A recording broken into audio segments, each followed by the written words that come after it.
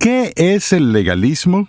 Es una especie de concepto genérico, un subtítulo grande. Y por eso creo que es importante, si vamos a entender lo que es el legalismo, ya que es una forma tan peligrosa de distorsión de la verdadera piedad, que necesitamos ser capaces de reconocer las formas sutiles en las que se manifiesta el legalismo.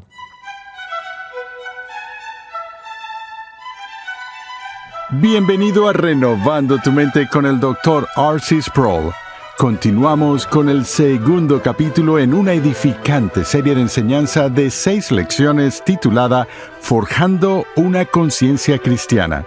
En esta serie el Dr. Sproul sienta las bases de cómo un cristiano, en medio de un mundo que busca suprimir la conciencia, debe buscar el bien, luchar por la integridad y reflejar la santidad de su Creador. Una de las formas en que las personas se alejan de la vida que agrada a Dios es cayendo en la trampa del legalismo. Pasemos de nuevo al aula de clases a escuchar al Dr. R.C. Sproul, quien nos muestra las diversas formas que adopta el legalismo y explica por qué todas deben evitarse. En nuestra última sesión vimos el tema del filo de la navaja, esa línea delgada que divide lo que a fin de cuentas agrada a Dios y aquello que no. Y hablamos sobre la necesidad de conocer y dominar los múltiples principios que Dios nos ha revelado en las Escrituras para que podamos aprender a caminar por esa línea que le agrada a Él. En esta sesión vamos a ver una de las formas más serias en que las personas se alejan de esa línea prudente que agrada a Dios. Una forma en que podemos distorsionar lo que es correcto. En nuestra primera sesión utilicé una gráfica para describir el problema del mal y el bien y las llamadas áreas grises. Y quiero referirme a este gráfico nuevamente en esta sesión, pero usarlo de una manera un poco distinta. Mantendré esta línea en el medio y dejaré que esta línea delgada en el medio represente lo que el Nuevo Testamento llama el camino angosto. Jesús nos dice que ancha es la puerta y amplia es la senda que lleva a la perdición, y muchos son los que entran por ella. Pero nuestro Señor dice, estrecha es la puerta y angosta la senda que lleva a la vida, y pocos son los que la hallan. Recordamos que en el primer siglo a los cristianos no se les llamó cristianos, sino que primero se les llamó gente del camino. Eso no es lo mismo que ser de mente estrecha o frágil o inflexible, pero ellos sí tenían una perspectiva clara de lo que es caminar por el filo de la navaja, de la piedad y de la santidad. Ahora, en lugar de usar el gráfico como hicimos en la primera sesión para referirnos al mal por un lado y al bien por el otro, veámoslo desde una perspectiva diferente. Recordemos y entendamos que podemos alejarnos del camino que Dios nos está llamando a caminar y podemos perdernos, ya sea a la izquierda o a la derecha. Podemos errar en cualquier dirección. Podemos pecar moviéndonos a cualquiera de los dos polos del continuum, moviéndonos a posiciones extremas en ambos lados, muy liberales, muy conservadores, muy lo que sea. Ahora, los desastres gemelos que acechan, por así decirlo, en los arbustos para perturbar al cristiano que busca vivir una vida piadosa, históricamente se definen por los dos términos legalismo por un lado y antinomianismo por el otro. El antinomianismo es una palabra técnica con la que no todo el mundo está familiarizado, simplemente significa antileyes, y exploraremos eso en nuestra próxima lección. Pero hoy queremos ver el significado del legalismo. ¿Cuántas veces, como cristiano, has sido acusado de legalismo? ¿Cuántas veces has escuchado la palabra que circula en la subcultura cristiana, que tal o cual persona es un legalista, es de mente estrecha, es esto, es aquello?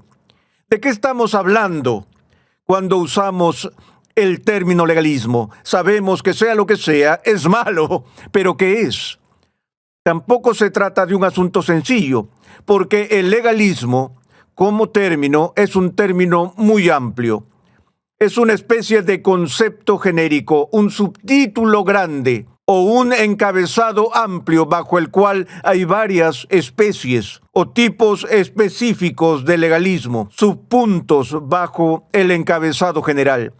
Y por eso creo que es importante, si vamos a entender lo que es el legalismo, ya que es una forma tan peligrosa de distorsión de la verdadera piedad, que necesitamos ser capaces de reconocer las formas sutiles en las que se manifiesta el legalismo. Demos una definición básica del primer tipo de legalismo. Esto implica lo que yo llamo abstraer la ley de Dios de su contexto original. Es decir, el primer tipo de legalismo es una abstracción de la ley de Dios de su contexto original. ¿Qué significa eso? Conoces a personas que parecen estar preocupadas en su vivir cristiano por obedecer las reglas y regulaciones, que conciben el cristianismo como una serie de cosas que se deben o no se deben hacer, que reducen una fe cristiana viva y vibrante, que late con un corazón para Dios, en un frío y mortal conjunto de principios morales. A eso lo podemos llamar moralismo, donde uno se preocupa simplemente por el cumplimiento de las reglas. Y ustedes dirán, espera, Arcí, ¿Dios no tiene reglas? ¿Acaso Dios no da mandamientos? ¿No dice Jesús, si ustedes me aman, guardarán mis mandamientos? Sí, lo hace. Y un cristiano debe preocuparse seriamente por las reglas. Tiene que preocuparse devotamente por los principios de conducta y por los mandamientos. Nuestro Dios es un Dios que da mandamientos. Y no solo encontramos mandamientos en el Antiguo Testamento, sino que también los encontramos en el Nuevo. Como acabo de decir hace un momento, Jesús mismo dijo, si me aman, guarden mis mandamientos. Así que si amas a Cristo, tienes que preocuparte por las reglas, tienes que preocuparte por los mandamientos. Y ese es precisamente el punto. ¿Ves la conexión que hace Jesús? Si me amas, guarda mis mandamientos. Que el obedecer los mandamientos esté motivado por nuestro amor a Cristo. Es porque son sus mandamientos que debemos preocuparnos por guardarlos.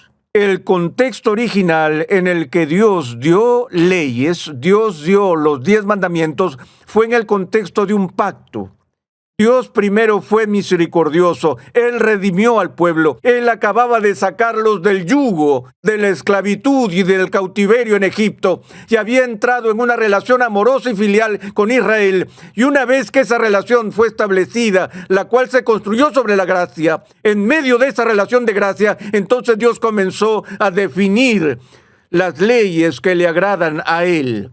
Un segundo tipo de legalismo, que también es un segundo tipo de externalismo, es muy parecido al primero. En realidad solo hay una distinción sutil entre ellos, y es cuando ocurre un divorcio entre la letra de la ley y el espíritu de la ley. El Nuevo Testamento hace esa distinción, ¿no es así?, entre la letra de la ley y su forma externa y el espíritu de la ley. ¿Cómo es posible para alguien guardar la letra de la ley y quebrantar el espíritu de la ley? A veces eso es difícil de ilustrar, pero algo me viene a la mente de inmediato.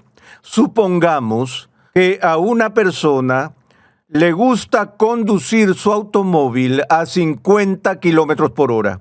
Y por lo tanto conduce su automóvil a 50 kilómetros por hora porque así es como se siente cómodo, así es como le agrada. No le importa en absoluto los deseos colectivos de la sociedad en la que vive. No le importa cuál sea la voluntad del Estado, la voluntad de la comunidad, y el Estado ha venido y ha puesto señales de tránsito con límites de velocidad, 50 kilómetros por hora aquí, 35 por hora aquí, 15 por hora aquí. Y es un hombre con un desprecio total por los demás. Va a conducir su coche para complacerse a sí mismo y solo para sí mismo. Está comprometido con la anarquía, no responde ante nadie y está conduciendo por la pista y pasa por una zona escolar donde el letrero claramente dice 15 kilómetros por hora. ¿Qué velocidad conduce? Maneja a 50 kilómetros por hora con total desprecio, con una negligencia despreocupada por la seguridad de los niños cerca de la escuela. Luego pasa por la comunidad donde el letrero dice 35 kilómetros por hora. Sigue conduciendo a 50 kilómetros por hora. Ahora solo quebranta la ley por 15 kilómetros por hora en lugar de 35 kilómetros por hora, pero sigue quebrantando la ley. Entonces finalmente sale a la autopista y el letrero dice 50 kilómetros por hora. Así le gusta conducir y conduce a 50 kilómetros por hora. Sin embargo, los demás impíos en la carretera están conduciendo sus autos a 55 kilómetros por hora. Y aquí está este hombre que ahora, en este conjunto particular de circunstancias, aparece ante el observador externo como alguien que es escrupuloso en su obediencia cívica.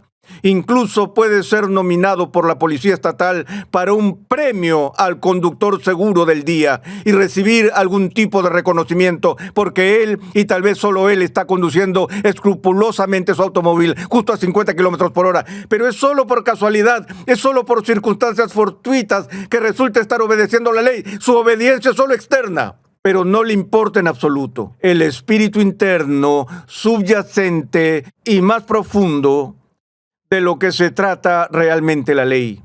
Ese es un segundo tipo de legalismo, el cual no agrada a Dios, la obediencia a lo externo, mientras el corazón está muy lejos de cualquier deseo de honrar a Dios o a Cristo. Un tercer tipo de legalismo, y quizás la forma más común de todas, y seguramente la más mortal para el reino de Dios, es cuando añadimos leyes a la ley de Dios y la tratamos como si fuera ley divina.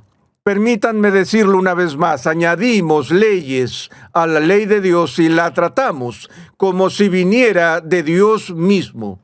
Esto es una amenaza peligrosa que ha afligido a la iglesia desde los tiempos de Caín y Abel. Jesús tuvo que luchar con los fariseos de su época en estos mismos puntos. Históricamente, los rabinos del Antiguo Testamento habían añadido a la ley de Dios todo tipo de leyes y habían atado las conciencias de la gente, como si las leyes que sugerían tuvieran nada menos que el imprimatur de Dios mismo. Y Jesús reprendió al pueblo diciendo: ustedes enseñan tradiciones humanas como si fueran la palabra de Dios. Y eso es muy peligroso, porque lo que sucede es que los hombres, de forma presuntuosa y arrogante, usurpan la autoridad de Dios mismo.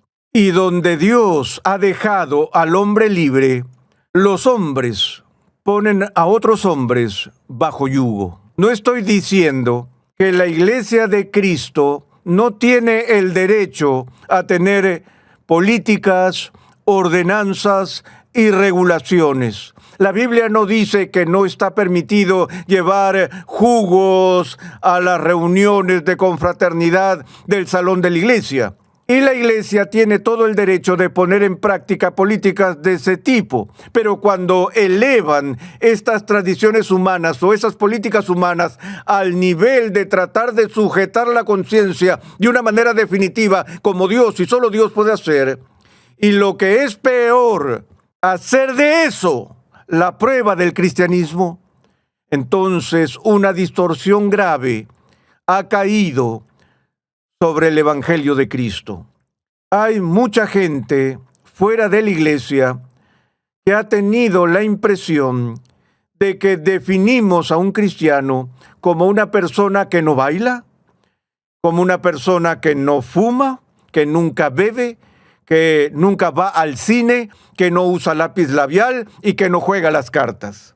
La gente camina por ahí y piensa que eso es lo que significa el cristianismo. ¿Y dónde dice en las Sagradas Escrituras que un cristiano no puede jugar a las cartas, o que un cristiano no puede usar lápiz labial, o que un cristiano nunca puede beber vino? Si eso es verdad en términos de un principio absoluto, entonces nuestro Señor mismo no calificaría para ser cristiano. Reconozco que hay otros principios que nos enseñan buena disciplina y hábitos saludables y todo ese tipo de cosas que ciertamente arrojan una sombra sobre el fumar y cosas por el estilo, pero el punto es que estas cosas se elevan como la prueba externa de lo que es un cristiano. Esa es una violación mortal del Evangelio, porque es una sustitución de la tradición humana por los verdaderos frutos del Espíritu que Dios mismo nos ordena. Y nos acercamos peligrosamente a la blasfemia, al tergiversar a Cristo, al promover esas cosas entre la gente como pruebas de la fe, donde Dios ha dejado a las personas en libertad. Debemos tener mucho cuidado contra esa forma de legalismo.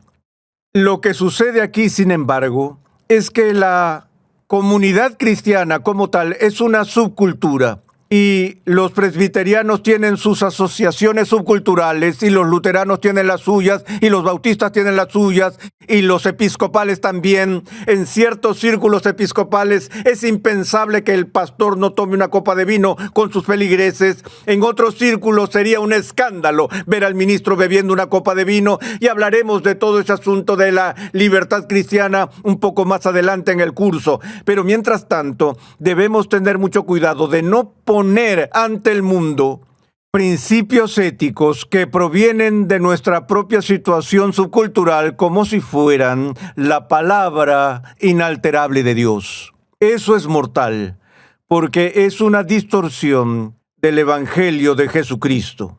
El Evangelio llama a los hombres al arrepentimiento, los llama a la santidad, los llama a la piedad. Y el Evangelio, por el hecho de llamarnos al arrepentimiento, es una ofensa para el mundo. Hay un escándalo incluye la ofensa de Cristo y su cruz para el hombre caído. Pero, queridos amigos, ay de nosotros si añadimos innecesariamente a esa ofensa distorsionando lo que el cristianismo es. Podemos confundirlo fácilmente porque el cristianismo se preocupa por la moralidad, se preocupa por la justicia, se preocupa por la ética, y fácilmente podemos dar ese paso sutil de una preocupación apasionada por la moralidad piadosa al moralismo, lo cual es una distorsión. Es una distorsión hacia la derecha en lugar de hacia la izquierda. Pero las distorsiones van en ambas direcciones. Muy relacionado con eso está la forma de legalismo que llamamos especializarse en cosas menores. Los fariseos en los días de Jesús eran maestros en eso. ¿Cuántas veces Jesús se vio envuelto en conflictos con los fariseos y les decía: ay de ustedes, escribas y fariseos, que diezman la menta y el comino, pero omiten los asuntos más importantes de la ley, la justicia y la misericordia? Fíjense que Jesús los felicitó por obedecer algunos asuntos de la ley. Ellos diezman, ellos pagaban su diezmo. Quiero detenerme aquí por un segundo. Pensamos en los fariseos como ejemplos de impiedad, pero el último informe que vi indicaba que solo el 4% de los miembros de la iglesia en los Estados Unidos de América diezman sus ingresos. No obedecemos a Dios ni en los asuntos menores. Al menos los fariseos dieron sus diezmos, no le negaron cosas a Dios, no le robaron a Dios, pagaban sus diezmos y sus cominos. Él les dijo: escudriñan la Escritura y hacen bien en hacer eso. Eran estudiantes rigurosos de la Biblia. La mayoría de nosotros somos negligentes con la Biblia. Los fariseos estudiaban sus Biblias, eso es bueno. Los fariseos decían sus oraciones, eso es bueno. Pero mezclaban la hipocresía con sus oraciones. Y estudiaban la palabra de Dios, pero no vivían la palabra de Dios. Pero al menos le estudiaban. Ante esto no debemos decir: bueno, estudiar la palabra de Dios y no vivirla produce la reprensión de Jesús, quizá no deberíamos estudiar la Biblia. No. Jesús dijo: estas cosas debían haber hecho, pero omitiste los asuntos más importantes de la ley, la justicia y la misericordia. Ahora, ¿por qué sucede esto en las culturas subcristianas o en las subculturas cristianas? Creo que es, como lo dije la primera vez, es realmente subcristiana, donde comenzamos a poner a prueba el cristianismo en cosas externas simplistas como el baile y el lápiz labial y ese tipo de cosas. La Biblia nos dice que somos diferentes del mundo. La Biblia nos dice que seamos una luz para el mundo. La Biblia nos dice que dejemos que nuestras obras brillen ante los hombres para que la gente pueda tener esperanza y la gente pueda ver en nosotros la gloria reflejada de Dios. Estamos llamados a ser un pueblo peculiar, diferente, un pueblo santo. Dime tú, ¿qué es más fácil? Que el mundo se dé cuenta de que soy cristiano porque les muestro a ellos un grado extraño y radical de misericordia, o porque ven en mí a alguien que es escrupulosamente justo en las relaciones comerciales, en cuya palabra pueden confiar, en cuyo honor pueden confiar. ¿Qué es más fácil? Ser conocido por tu honor, tu honradez, tu justicia y tu misericordia, o por obtener un simple reconocimiento diciendo, mira, yo no fumo, no bebo, no bailo, no hago esas cosas. En un sentido, queridos amigos, esas cosas en términos de lo que está en juego con las almas de los hombres, esas cosas son Mickey Mouse y mis disculpas a Walt Disney. Esas son cosas menores. El reino de Dios, dice la Biblia, no radica en comer y beber. Sí, es un pecado ser glotón, sí, es un pecado estar borracho y todo eso, pero los asuntos por los que Dios nos ha llamado a preocuparnos apasionadamente son mucho más importantes que eso. Tienen que ver con la integridad, la justicia, la misericordia, el redimir a un mundo que sufre. Y qué fácil es distorsionar la ética bíblica con el tipo de legalismo que se especializa en cosas menores. Una más, lo que yo llamo lagunismos. Los fariseos también eran maestros en interpretar la ley y encontrar formas de eludir la ley. Eran como los abogados astutos de la época. La ley decía que los días de reposo solo se podía caminar la distancia establecida para un día de reposo, y la distancia de día sabático era más o menos como 1 kilómetro. Y las autoridades establecieron que no se podía caminar más de ese kilómetro desde el lugar de residencia. Pero legal y técnicamente definían como residencia donde quiera que algunas de sus posesiones personales estuvieran guardadas. Y así, si los fariseos querían hacer un viaje de 6 kilómetros en el día de reposo, durante la semana tenían que, digamos que querían ir de Jerusalén a Jericó, durante la semana hacían que algún comerciante viajero llevara uno de sus cepillos de dientes y lo pusiera debajo de una roca en cada kilómetro del camino. Habría un cepillo de dientes o un pañuelo o alguna otra prenda de vestir o posesión personal, porque al colocar ese cepillo de dientes debajo de la roca, legal y técnicamente, el fariseo ahora había establecido su residencia legal donde estaba esa roca. Entonces, al llegar el día de reposo, y como solo podía caminar la distancia de un día de reposo, que era como 1 kilómetro desde su residencia, él nunca se alejaría más de 1 kilómetro desde donde vivía. Solo tendría 6 residencias e iría de roca en roca, haría el viaje quebrantando todo el punto de la prohibición de la jornada del día de reposo al eludir la ley con un tecnicismo. Eso es lo que llamamos lagunismo. Hoy mismo leí la última edición de la revista Selecciones y, por supuesto, al igual que otras personas, estudiantes serios de cultura y literatura, primero revisé y leí los chistes. Y estaba leyendo la vida en la costa este de Estados Unidos y tenían una historia muy chistosa que pensé que ilustraba el punto del lagunismo.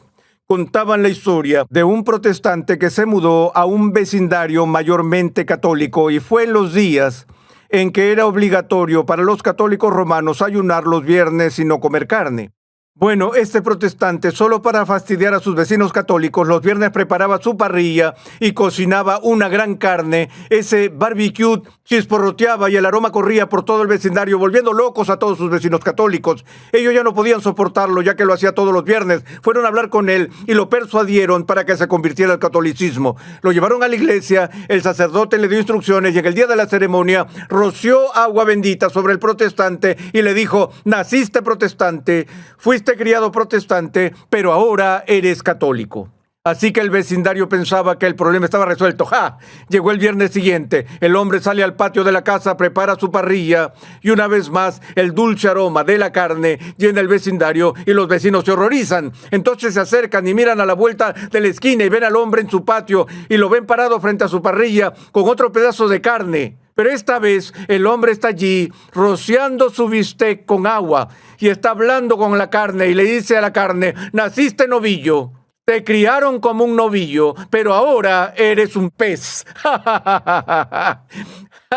Eso es lagunismo, otra forma de eludir la ley, pero Dios quiere que obedezcamos su ley con un corazón que desea agradarle. Tengan cuidado con la distorsión del legalismo, como también debemos tener cuidado con el error en la otra dirección, el antinomianismo, que veremos en nuestra próxima clase.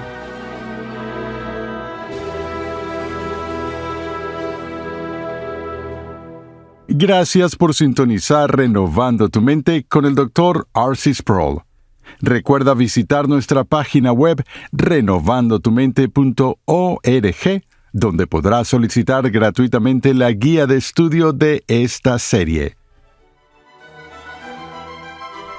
En el siguiente episodio de Renovando tu Mente, R.C. Sproul explica el antinomianismo y las razones por las que es mortal para la vida cristiana.